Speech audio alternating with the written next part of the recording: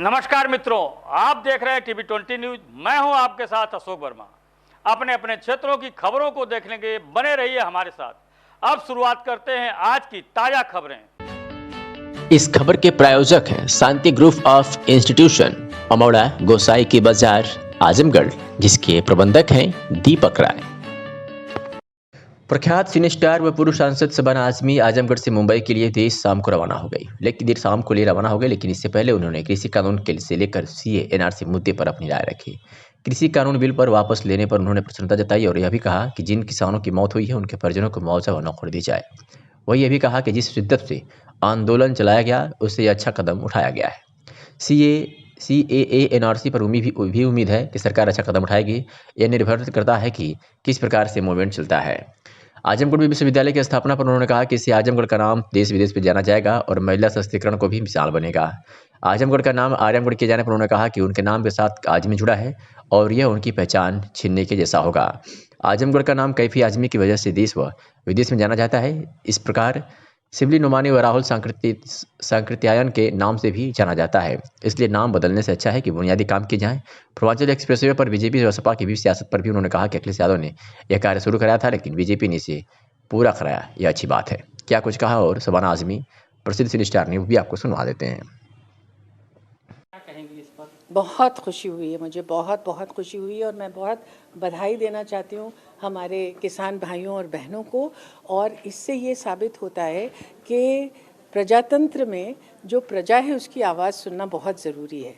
तो उन्होंने क्योंकि ये जन आंदोलन करके और इतनी शिद्दत से काम करते रहे, इसलिए आज ये दिन आया है और मुझे इसकी बहुत खुशी है। मैम, सरकार से क्या अपील करना चाहेंगी इस मामले में, और किसान जो अभी भी आंदोलनरत हैं उनके क्या अपील करेंगे? देखिए, अब जो सबसे पहली कड़ी है और जो सबसे दिक्कत वाली कड़ी थी वो तो हट गई।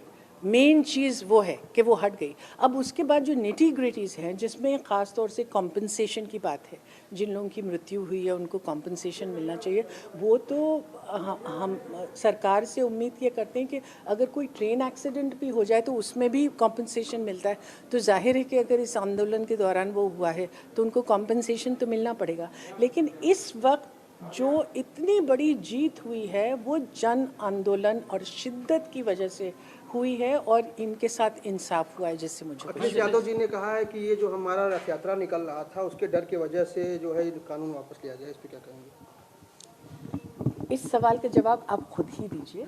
मैं जो हूँ किसी भी राजनीति के मामले में पढ़ना नहीं चाहती हूँ। मैं हूँ बेसिकली कि जो डेवलपमेंट का काम करती हैं और मेरे लिए जो सबसे इम्पॉर्टेंट चीज़ है वो ये है कि हमारा इलाका जो आजमगढ़ है इसको किस तरह से आगे बढ़ाया जाए। और इसके लिए जो काम हम लोग कर रहे हैं वो एक छोटा सा कदम है उसी की तरफ, और उसमें मुझे इंटरेस्ट है, ना कि झमेलों में मैं। सीएम योगी ने इशारों में आजमगढ़ के नाम आजमगढ़, मुझे तकलीफ़ है, इस बात की बहुत तकलीफ़ है, क्योंकि मेरा नाम आज़मी है और मुझे बहुत फ़ख्र है अपने नाम पर। कैफी आज़मी साहब के साथ आजमगढ़ का नाम जुड़ा हुआ है, जैसे कि शिवली नुमानी, जैसे कि राहुल सांकृत्यायन और कैफी आज़मी की वजह से न सिर्फ देश में मगर अंतर्राष्ट्रीय स्तर पे आजमगढ़ को जाना जाता है। अगर आप मुझसे मेरी पहचान ही छीन लेंगे तो जाहिर है मुझे बहुत अफसोस होगा।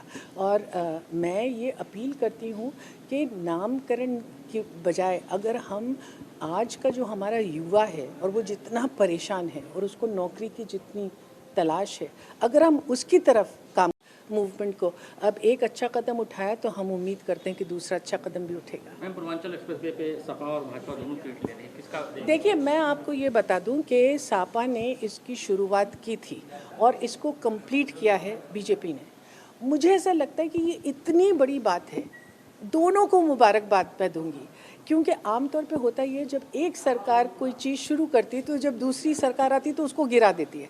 लेकिन यहाँ तो दोनों सरकारों ने मिलके वो काम किया है जो जनहित में है। तो एक्चुअली तो डेमोक्रेसी का मतलब यही है। तो बजाय इसके कि हम कहें उन्होंने किया, दोनों ने मिलकर किया और दोनों को बधाई मिलनी चाहिए। आजमगढ़ को नया विश्वविद्यालय मिलने जा रहा है, उसके लिए आप क्या कहेंगी, क्या होना चाहिए, क्या अपील?